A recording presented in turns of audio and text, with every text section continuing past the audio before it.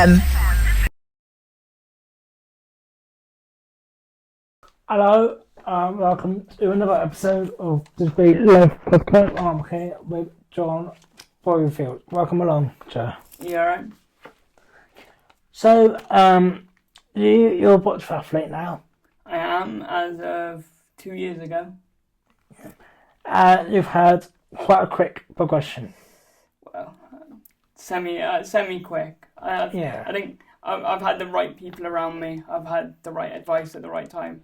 So I think my progression can be thanked to not just me, but I think I've had the right people around me at the right time. Yeah. And you've got cerebral palsy. Yeah, I do have cerebral palsy. Yeah. Which type? I do not know.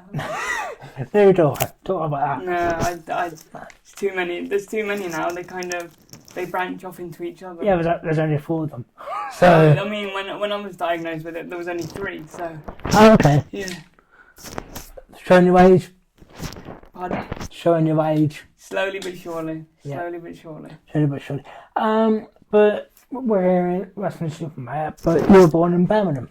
I was, yeah. I was born in Queen Victoria, which is unfortunately the Birmingham city side of Birmingham, which really doesn't help considering I'm a Villa fan.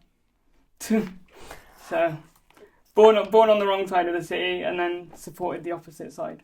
Yeah. And were you, obviously you were born with cerebral palsy, but how long, were you born premature? Yeah, I was born at 26 weeks, I think.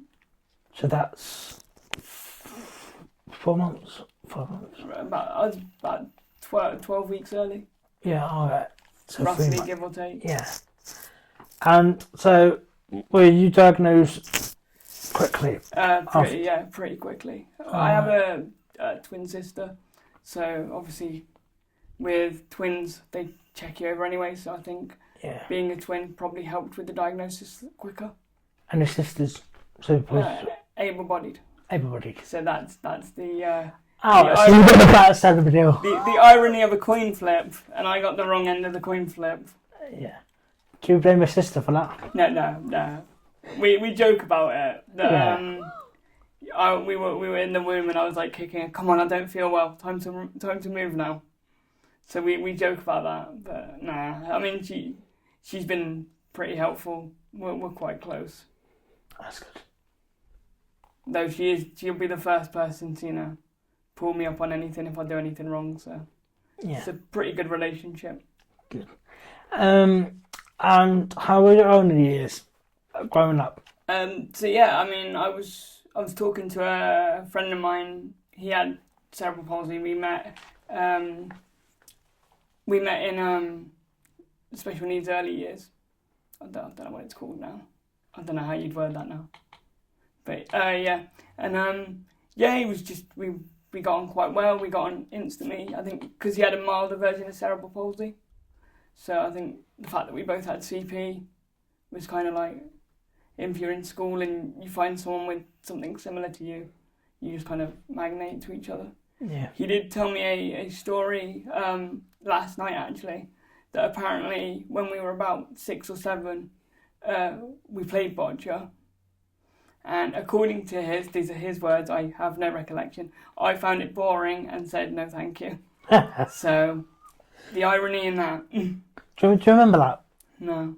But he said that we'd be taken out for physio and Boccia would be basically arm exercises for us. So they would use Boccia as a form of physio for us. And that was in the early 2000s then, wasn't it? That would have been, early 2000s, late 90s. Yeah. So the irony in that, where apparently 6-year-old me found it too boring to play, cut to now where I couldn't envision myself playing anything else. Yeah. So there's a lot of irony in that story. Yeah, a lot of irony now. And how was school? Was it mainstream schools? Disabled schools? Yeah, I started at I started at special needs, but they quickly said I was progressing too quickly for them to keep up, and that I'd have to go into mainstream. So very, very happy moment for Mum. There was tears. I think I was a bit too young to understand what the big deal was, because to me the way I saw it is I was just going to the same school as all my mates, so it was kind of like, okay. Obviously that's when I met my mate who said that we played Boccia for physio. Still friends with him now, and I don't know what I've done to deserve that. Or maybe it's the other way around, but we're still close friends now. We talk on the daily. So yeah, and I went from special needs to mainstream. So I went to Great Bar Primary in Birmingham. So yeah, and then around 2001, we moved down here because my dad got a job as a butcher. So obviously you move for work. I then ended up going to Locking Primary, which is literally down the road from where we are. It's the next village over. And that's amazing. That was a mainstream, yeah. I was their first ever disabled student. So they had to ramp the whole school out just for me, which is strange to think, early 2001. Yeah. And I'm their first disabled student, so that was quite wow. Yeah, well, it's the same for me. I went to my school, and I was in the deaf unit. Yeah. And they had to put in automatic doors all over the whole school, just for me. So It's amazing how one disabled student can do literally change a school, or the layout of a school. Surprising, isn't it? Yeah. And then secondary school, mainstream again. Mainstream, all the time. went to World Community School. Okay. So yeah, and I think that even now, I think this is the school that probably set me up for anything, because any sport I did really, they'd push for it, or they'd keep an eye on me. Like, they weren't perfect. No school is. No. But I think everyone gets that one teacher in that one school that really did kind of set them up. And for all its faults at the time, I would say Whirl has contributed to a point. I had a literacy and numeracy teacher there called Mr. Marthead. Honest, I think you'll agree when I say everyone gets that one teacher that makes a difference. Yeah. And like this one teacher, when I was 16, I started power chair football. When I was younger, I forgot to mention, when I was about 6 or 7, I did swimming. So it wasn't like my first go into sport, but growing up, this was probably my first kind of, this is what I want to do. I'm going to make this a thing. Obviously at 16, relatively new sport. The main problem with disability sports is no one's heard of it. So funding wasn't great. So although the sport's grown now, it's not really moved ahead as much as I think it would have liked. Mm. So I was meant to be doing a project about the Olympics and what it meant to me. Well, there's something about like that. The Olympics doesn't really mean a lot to me. So my teacher was like, rolled her eyes and was like, all right, do the Paralympics and what it means to you. And obviously anyone who plays disability sports, that's the pinnacle. That's at Wembley. Yeah. So I did like 10 minutes on that, got bored, because at school I had the attention span of a squirrel. Yeah. And just kind of, I clicked onto Google and I just started putting in sports names and then just the word power chair at the end of it, just to see what would come up. Yeah. So I put in power chair football, and then the WFA came up. I was like, okay, what's this? Clicked on it, and I was scrolling through, and my literacy and numeracy teacher was like, sat behind me at his desk, and he was like, looked over my shoulder, asked me what it was. What I'd find out months later is every lunch break or every break he had, he was ringing up teams going, can you give him a trial? Can you give him a... And for him to do that in his spare time without being asked, and I didn't even know he was doing it. So I thought that was quite big. Especially from an English and maths teacher.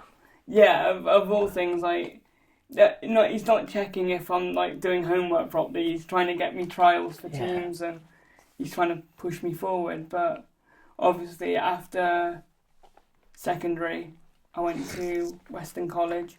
Obviously, college work gets in the way, so I had to drop power chair football because I can't. Studies were. It was more important, and like I had to go all the way to Swindon to play. So going from Weston to Swindon, it wasn't doable. Yeah. So I dropped that, came back, but by the time I came back, like their first team was pretty much concrete glued in. Yeah. So I wasn't really going to get a game, and it's not their fault. It's part of the sport. It happens. Everyone gets their starting lineup. So I kind of gave it a rest, finished out college completely. Then went on to Cheltenham. I played for Cheltenham for about 2 years, won a couple of leagues, a couple of cups with them, so it went well.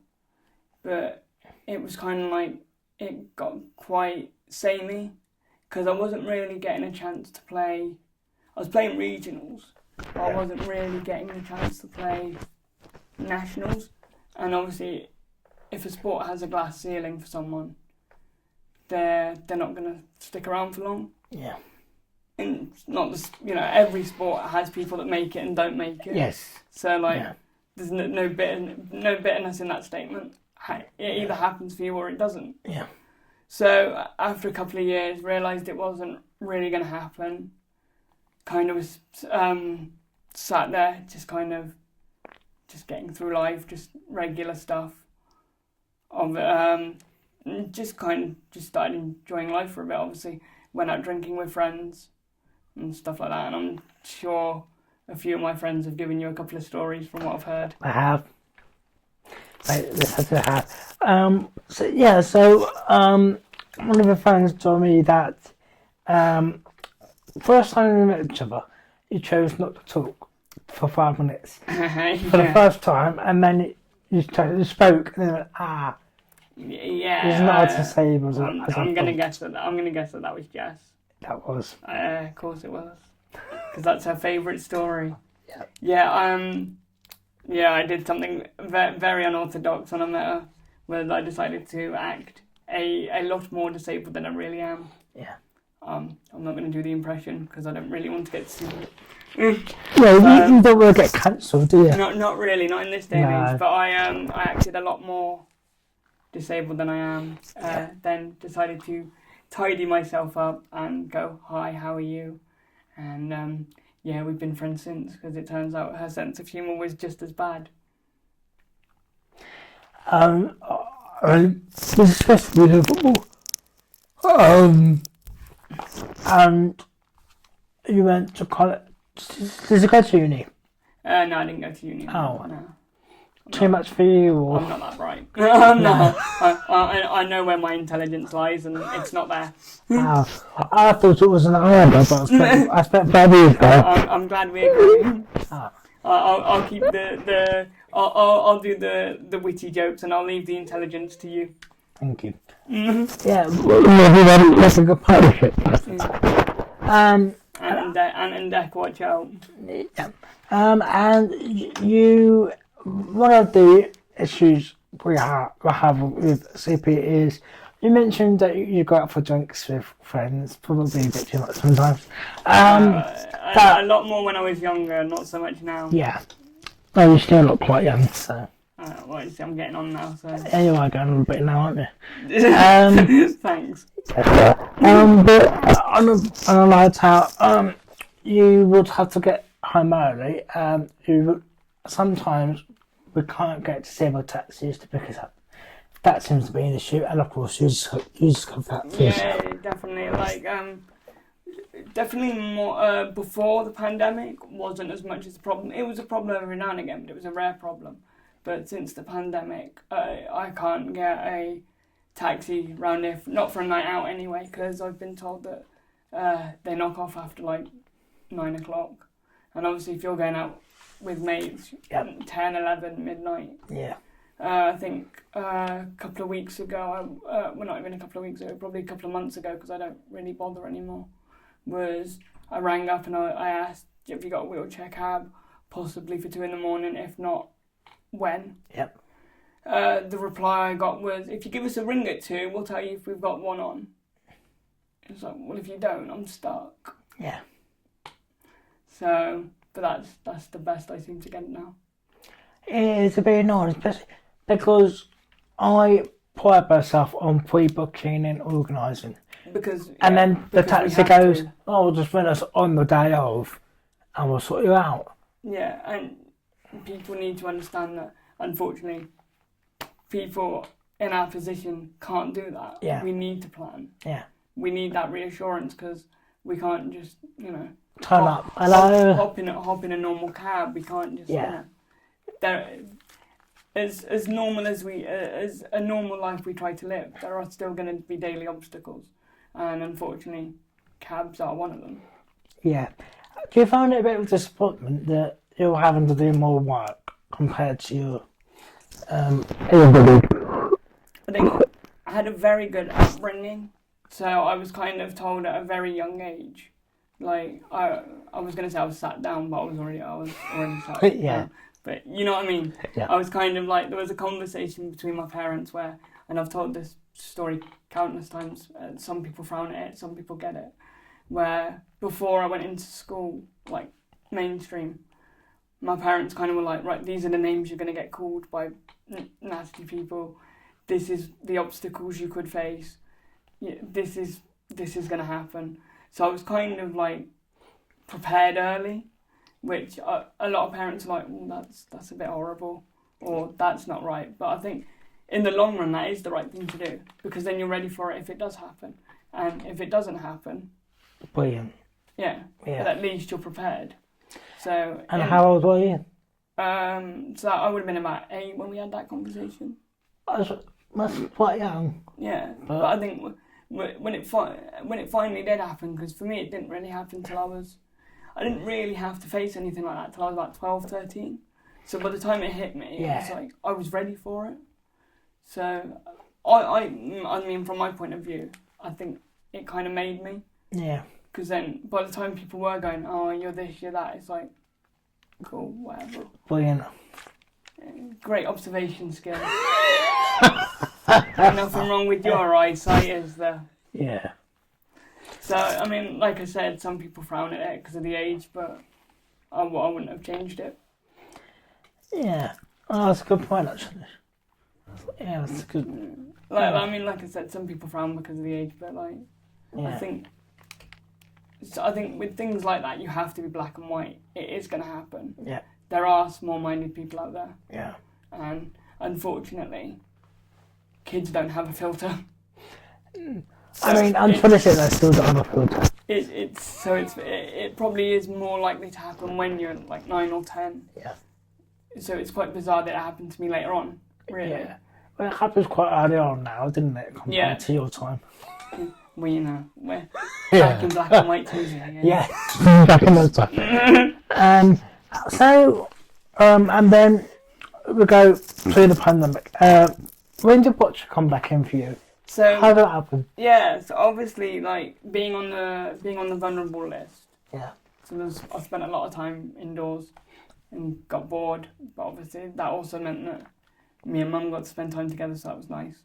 And me and Mum what we tend to try and do is we'll have one day a week where we'll have a small drink together and we'll just chill as son and mum. Sounds nice. It's quite nice, yeah. Like we'll watch like stuff on YouTube and it's nice. And we happened to be watching the Paralympics one day and we were sat there just having a small drink, relaxing. And I went, I could do that. That's easy. And it's not. And obviously, now I do it. No, it's not. Yeah. But it's like when you watch The Chase, isn't it? I could answer those questions. Yeah. That's easy. So mum kind of called my bluff and was like, put your money where your mouth is. Kind of put up or shut up sort of thing. So, yeah, when the pandemic started to wind down, I started to look into Teams. I did a lot of Zoom calls with one Bocca team that was sponsored by Erwin Mitchell, but they weren't getting back into training for another 3 months. So I was like, well, 3 months. So this was 2020, end of 2021 start. Right, yeah. So this would have been third and final lockdown. Yep. Okay. Yeah. Yeah. The last one. Yeah. The very last one. The last one. And so they were doing Zoom calls, and it just kind of gives you someone to talk to, doesn't it? Yeah. During a lockdown, and it was nice. They were a nice bunch, but they weren't getting back into training for another 3 months. And I was like, 3 months is ages. I don't want to wait 3 months. I want it now. Basically, yeah. I was like, I want it now. I was well aware that Dave Smith's 34, so I'm well aware that going into a sport at 29 is weirdly old. Because it doesn't sound old, but when you think footballers retire at 34, Dave Smith's a multiple Paralympic gold medalist at the age of 34. Yeah. When you're 29, you're like, I ain't got a lot of time. You start looking at your watch, going, oh no. Yeah. I've now been. But there's no age limit. I've now been told that there is no age limit, so I was having a mini heart attack over nothing. Yeah. It's that's one thing I like about Bocca is if you're still good enough, you can still play it. Yeah, of course. Which is quite rare in sport. Like normally you hit an age and that's it, people lose interest in you. Yeah. So it's quite nice that Bocca is what it says on the tin. It is a results based sport. Yeah. As long as you're still clocking up the results, you can play. Yeah. Which is quite nice because it does mean you an old bugger at 29 could still play. And so you didn't go for that team, but what teams did you go for then? I went for. I eventually just put Bocca teams in the southwest, and the first team on the list was Jon Boccia, obviously now in the Super League, was not in that squad. Take with that as you will. Team sports. The team aspect of the sport is not my strong suit. But at least I can admit that, and I'm aware of that. But no, I mean, yeah. So I think I messaged Georgina on Facebook. So fair play to her for letting me message on Facebook, because obviously that's quite a forward thing to do. So fair play. Yeah. She could have been like, "Who are you, weirdo?" But she wasn't. She was very polite and very, she was willing to answer all my little questions, no matter what time of night I came up with them. Yeah. Okay. Yeah. We've been there. Yeah. And she, they were getting back into training. I think 2 weeks after I'd emailed the first team, and they're like, we're doing it under COVID rules, which meant everyone was separated. Yeah. But come down, give it a go, and just have fun with it. That was all it really was to begin with. Was when you've been locked in the house for 2 years, you just kind of want to get out. You want to get. Yeah. You just want to be in a room with people. Yeah. So I was like, yeah, that sounds good. Like, yeah, it's not too far away, so that's perfect. Went down there, and the first thing I did, and I'll never forget this. First thing I did was I got introduced to Georgina, got introduced to the staff. Hadn't been introduced to any of the players yet, and they were like, there's a TV camera here. Do an interview on a sport you've never played. So I had to sit on camera with Southwest News and talk about a sport I'd not played yet. Yeah. They asked me if I was any good. I, again, had never thrown a ball, but I was there like, I hope to improve. Obviously not throwing a ball. And they were there like, well, we'll record you playing. And I was there like, great. So the first 2 balls, I think, the first 2 Bocca balls I threw were caught by a TV camera, which was quite daunting because they gave me a medium ball. And I will say, through playing the sport, my upper body strength has improved miraculously. I used to have the upper body of a very small child. Yeah. So that's one thing in the sport. So they gave me a medium. I threw the medium and it went. Because what I didn't know is mediums fall flat. Yeah. They don't roll. So Georgina was like, okay, give him a hard. Yeah. Camera's still on me. I think they put the jack just past the cross. So that's medium length. threw a hard, and I nestled it literally on the white, and they were like, well, that's the shot we're going to use. So the second Bocca ball I ever threw, I did perfect layup. Yeah. Cut to that now in training, I can't hit them for love nor money. No. And did that end up being on the news? Did you watch the news that night and go, oh, that's me? I've been on like the news a few times for sports bits. I refuse to watch myself. Can't do it. Oh, right. I find it way too cringy. Oh dear. Like my family, like my sister, my mum will watch me, my brother-in-law or what. I can't. It's just too cringy. No. I probably won't watch. My family will watch this, but I'll find it too cringy. Oh, you could just look at me the entire time again. Yeah, I don't tend to watch myself. No. So what was the first competition that you did? First competition, so when I first came in, it was right near the beginning of the season. Obviously, Georgina was like, it's too soon, we can't just throw you into a tournament. Yeah. That would be ridiculous. So I trained for about a year, and then I went for the Heathcote West, get the wrong tournament. Completely the wrong tournament. Yeah. I was put into the Heathcote West, and yeah. You weren't expecting much though, were you? No, I mean, I always set myself small goals, like the goal. Verbal. Like, get a point. Yeah. Don't get whitewashed. Yeah. Was one. I think I still remember the goals I set because I put them in a list on my phone.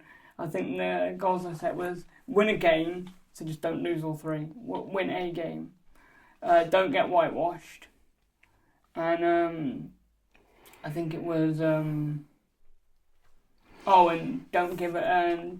don't give away any penalties, which I did. So that last one went wrong.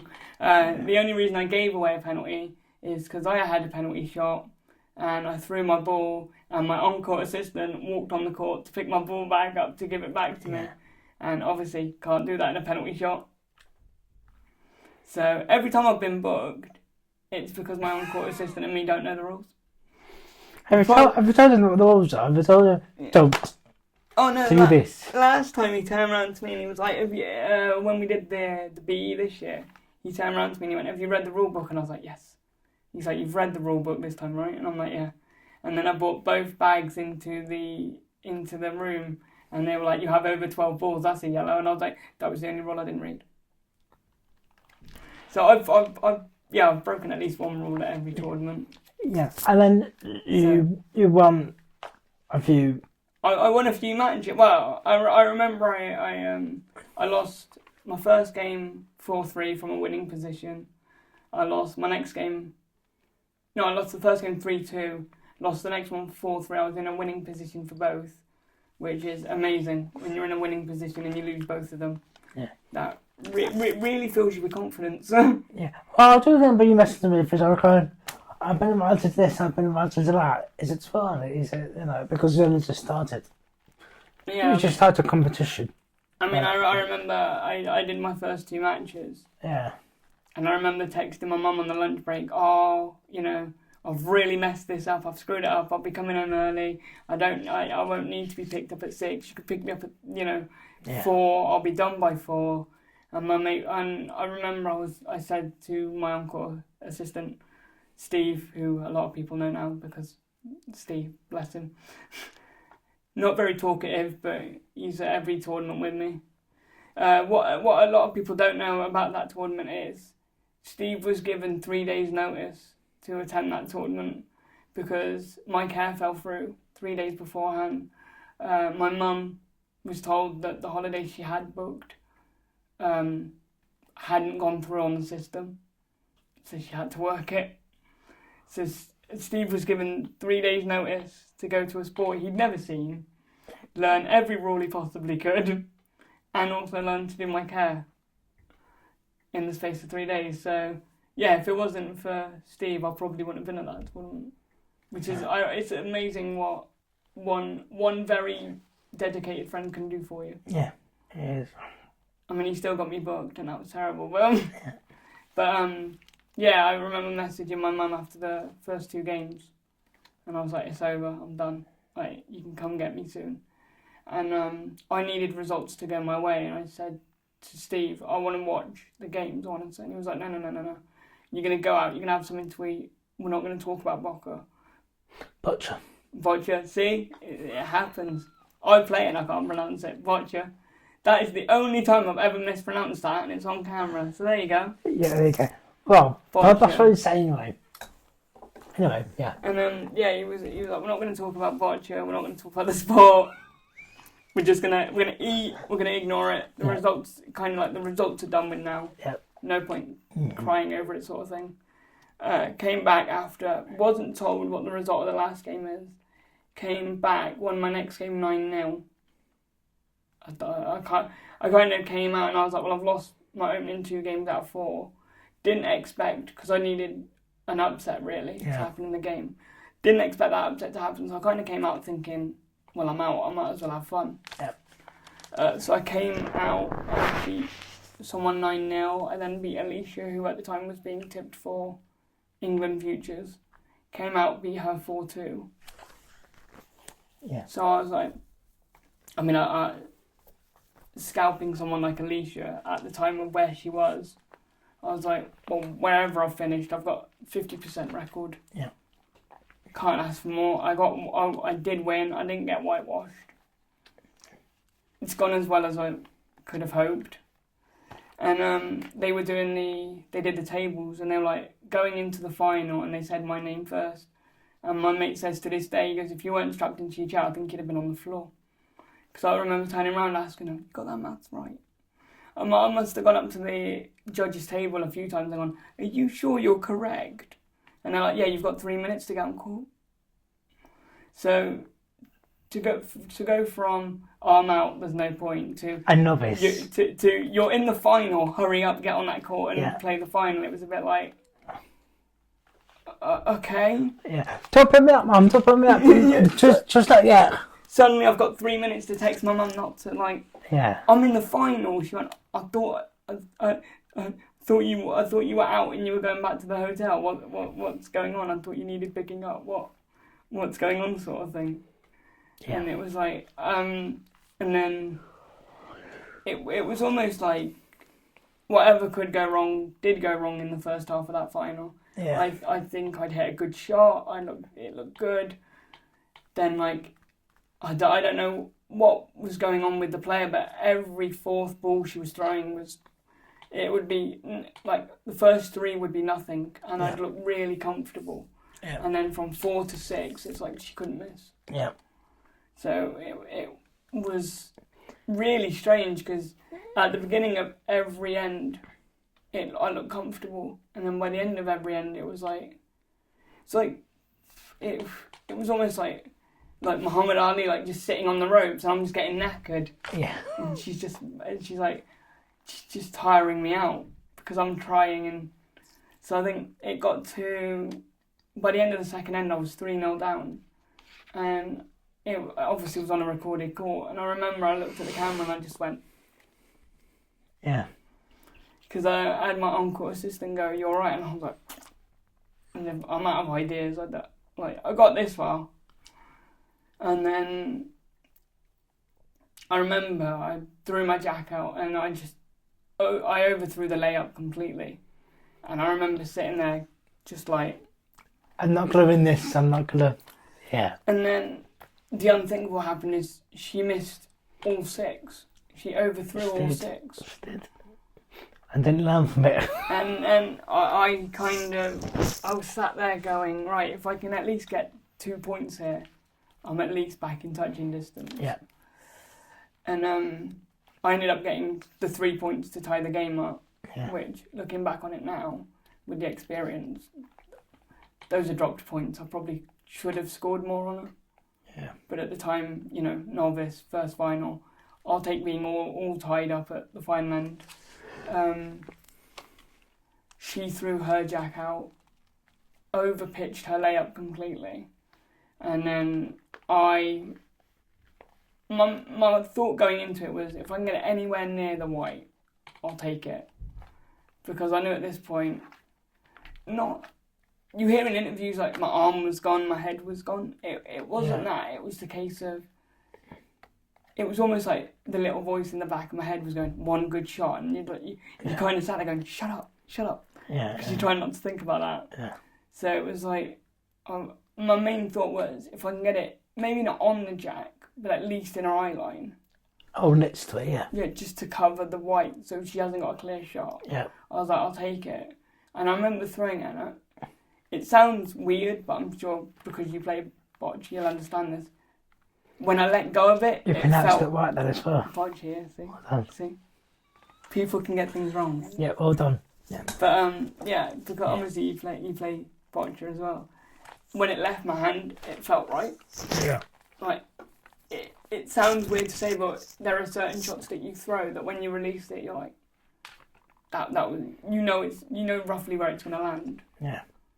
And then I remember it rolling up and touching the white, and I remember the ref looking at me, looking at my opponent and saying touching, and then I remember being sat there with my hand over my mouth, and I watched it back with my mum, and my mum went, "What are you doing with your fingers?"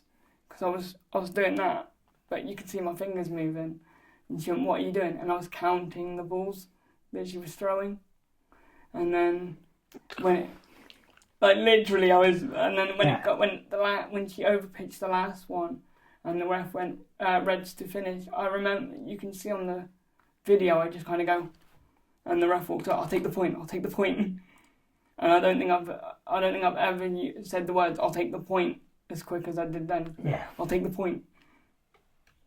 And they were like, "You'll take the point." I was like, "Yeah, I'll take the point," because obviously taking the point's an automatic win. And then you won. Don't want to do it. And then they pronounced my name wrong. So? Then they pronounced my name wrong. Ah, did they? Yeah, they called me George. What? They called me George. George. Yeah, when I went up Jon, George. Yeah, okay. Which is ironic, because when I ended up playing George in the grand final of the Heathcote, I ended up playing George. Oh. I was like, yeah, for some reason they thought you'd won gold in West, but I didn't even play it. No, but apparently you won gold, you did really well. So they don't know your name, they don't know your age, they don't know. I got told that apparently a lot of people at that tournament thought I was 19, so yeah. I don't mind if they want to take 10 years off me. 19? Yeah, 19. I mean, or 90. My back feels 90. But I mean, if people want to think I'm 19 or 20, I'll take it. If they want to take years off me, yeah, I'll take it. And are you pleased that you got into boccia now? Yeah, I think it's very much one of those sports of, I think everyone with a disability at least has to try it. Yeah. I'm not going to sit here and say you'll love it, because I'm because you didn't when you were younger. Yeah, I'm very much aware, and this may sound terrible. When you watch it, you don't get the benefit from it. No. But when you're playing it, it feels like a lot faster game. And the tactical side of it is I think for you to enjoy watching Boccia, you have to have an insight to it. Boccia, you have to have. You're just doing this on purpose. We'll edit this out. I'm going to love watching this back. We can edit this out. It's fine. That's fine. I'll keep it in. Thanks a lot. Yeah. Anyway, you were saying sorry. Yeah. But when you're playing Boccia, see, I'm thinking about it now. You got me going. Yeah, when you're playing Boccia, like, I think if you've gotten into it, so you know someone that plays it, or you know the tactical side of it, it becomes more interesting. Like, if you were to put it on TV and just watch it, I don't think you'd get the full benefit. Yeah, because it looks easy. Yeah, well, like I said, I can do that. It looks easy. I can, yeah. So it's not until you play it that you get like the full benefit. You go, oh, it's not as easy as it looks, and there's a lot more emotion in it. It looks quite straightforward. You know, it's a ball. You're throwing a ball at another ball. Yeah. But no, as a player, there's a lot more, because there's a lot more on the line. Like, you start at like regional level, and then you go to national level, but then you've got the Paralympics. And then you've got there's so England, UK, and all of that. So you've got like the emotional ride of getting to the top. If you get to the top. If you get to it, yeah. And only so many few people get to the top. Which I think that's what makes that's what makes it so interesting, because with a sport being a Paralympic sport, there's no glass ceiling. Yeah. You're always going to want to win another Paralympic medal. You always want to go to the Paralympics again. It's not going to be one of those. It's not going to be one of those things where you go once and you go, "Oh, I've done that." You're always going to want to do it again and again. So it's like until you get there. Yeah. And all until you get to a certain level, and then you'll go with it. Yeah. Yeah. So I think that's probably the best thing about it, is there is no glass ceiling, and anyone can play it. So at the Paralympics, you'll see BC4 to BC1, but that's not the be all and end all of it. There's obviously 5 and 6, and 7 and 8, and 7 and 8. Yeah. So I mean, from basically the sport is open from anyone with cerebral palsy to muscular dystrophy, to visually people, impaired, and people with autism. Yeah. So like it covers. I would hesitate to say all disabilities can give it a go. Yeah. At some level, whether it's I know for a fact the sport event anyone can play. So even the sports event with the Super League, that's still a very high standard of the sport. Yeah. So it doesn't matter whether you're autistic or you've got muscular dystrophy. Like, it is literally it accessible. It is one of the rare disability sports that is open to literally everyone. Yeah. Which I think that's what makes it so special. That's a very good point. And looking back in your life now, is there any advice or tips that you might have wanted to give yourself?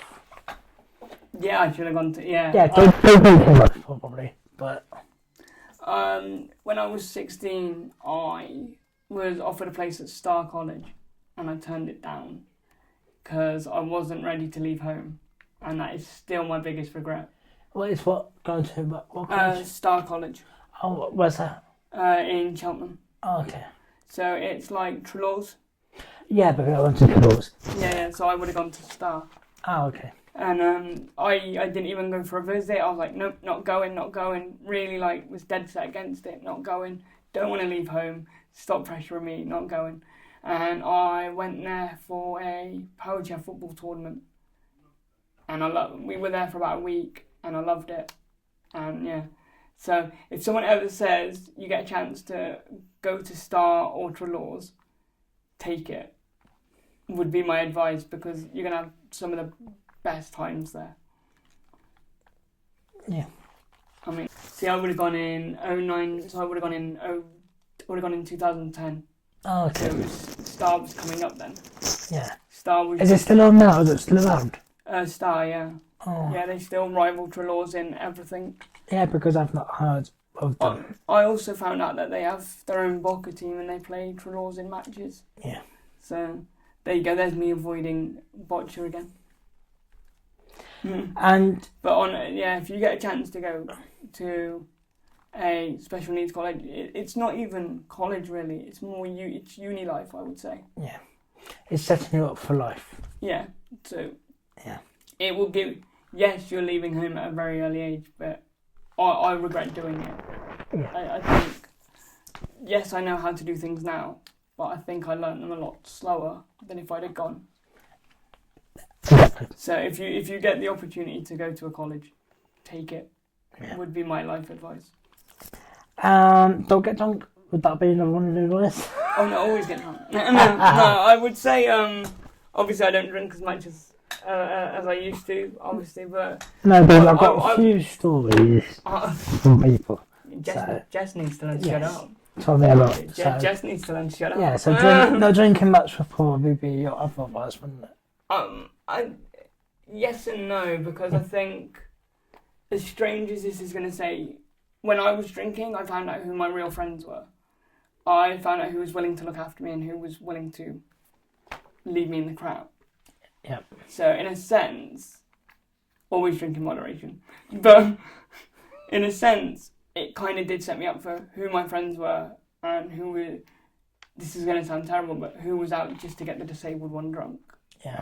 Just to see how funny it would be. Which, unfortunately, there are naff people like that out there. Yeah. But there are some. I mean, again, me and Jess have got stories, but I think the only reason those stories are funny is because they are with the likes of Jess, who, she, I wouldn't want to cross her. She will look after me. Yeah. She would make sure I got home okay. So I think it makes it funnier because yes, they're stories and yes, they happened, but they're memories of a good friendship. So, yeah, I think alcohol is just happened. It's like the background to the story. Yes, it was involved, but the main story is it's me and a mate having a good night. Yeah. Is there any advice or tips you would give to younger people with cerebral palsy? Give Boccia a go. Don't poo-poo it. Give it a go. Give any disability sport a go once. In general, not just sport, but in general. I would say, leaning to sport, give every sport a go at least once, because the friendships you can make from sport are phenomenal. Any opportunities you get, take them, because you won't get that chance again. And like I said, that's one of my regrets.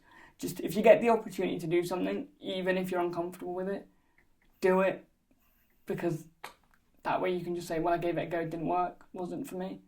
But at least you're not living with the what if then. So I would say, especially if you've got a disability, it is very much go for it. What have we got to lose? I would just, if you get given the opportunity to do anything, go for it. Right, that's feel like a very good place to stop. So thank you very much for coming on, Jon. No problem. George, yeah. Cheers for that. It's been a pleasure. Thank you for having me.